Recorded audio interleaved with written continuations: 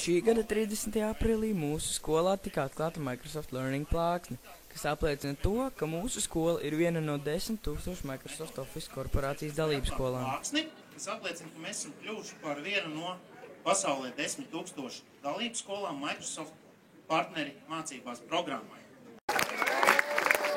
Kāpēc jums šķiet, ka mūsu skola ir inovatīva?